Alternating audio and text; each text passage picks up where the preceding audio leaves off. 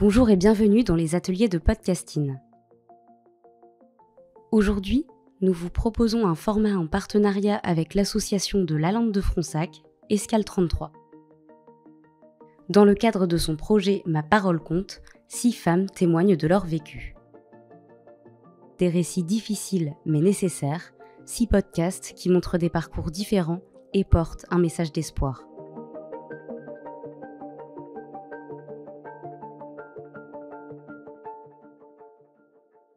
Attention, cet épisode aborde des sujets sensibles. Pour en savoir plus, vous pouvez vous reporter à sa description.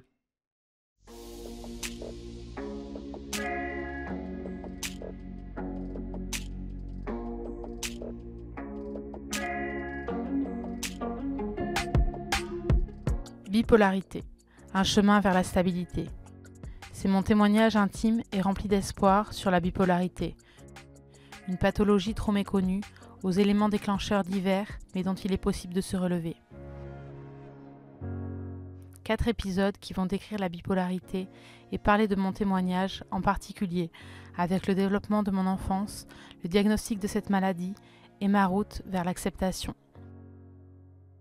Il est important pour moi d'en parler pour relever le tabou qu'il y a eu autour de ma maladie.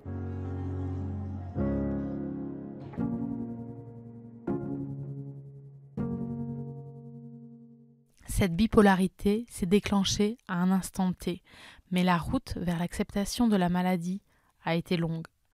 Comment cette première phase maniaque a-t-elle débuté et comment le diagnostic a pu être réalisé? L'été 2007 a été le meilleur de ma vie, une première expérience à l'étranger, trépidante, passionnante, survoltante. Cet été-là, je cherchais un stage à l'étranger pour perfectionner mon anglais et découvrir ce grand pays que sont les États-Unis. Je suis alors tombée par hasard sur un site qui permettait à des étrangers comme moi, des étudiants internationaux, de travailler dans des camps de vacances américains, soit en tant qu'animateur ou que personnel pour des tâches quotidiennes. C'est alors que j'ai eu la chance d'être prise en tant qu'assistante cuisinière dans un camp dans l'état du New Hampshire à 2h30 au nord-ouest de Boston. Cette expérience de 3 mois à l'étranger était aussi le premier épisode d'hyperactivité, de faible sommeil, de phase maniaque, mais je me sentais plus que vivante, une impression de réussir, de dominer le monde, de profiter de la vie. Une première crise d'angoisse aussi là-bas, 2 semaines avant mon départ. De fortes douleurs dans le ventre, des spasmes à me tordre de douleur sont apparus. J'ai alors vu un docteur qui m'a coûté $200 et qui me prescrira tout un tas d'examens complémentaires. Le directeur du camp de vacances me prévenu alors que tout mon salaire allait passer dans ces examens et qu'il valait mieux que je les fasse en France en rentrant.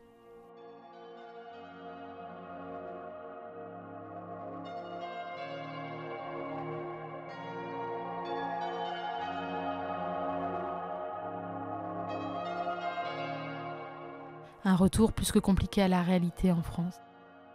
Ma sœur m'avait pris ma chambre chez mes parents et avait enlevé toutes mes affaires. Un sentiment de ne plus avoir ma place, de ne plus retrouver mes marques me chamboula complètement.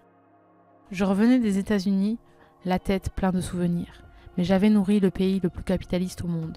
Ma sœur, elle, avait fait une mission humanitaire au Burkina Faso.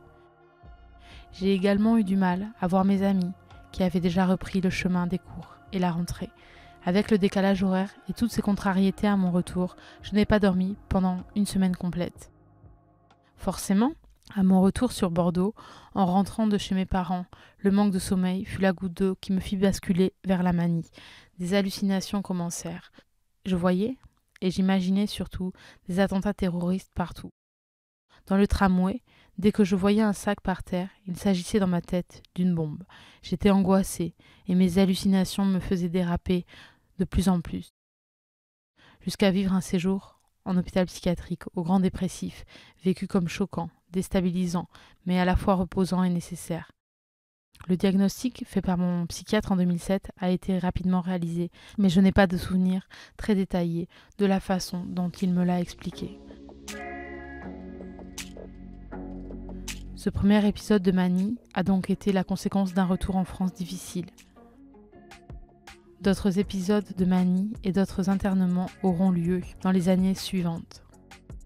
Cependant, à aujourd'hui, je suis convaincue d'être sur la route de la guérison, ce dont nous parlerons dans le prochain épisode.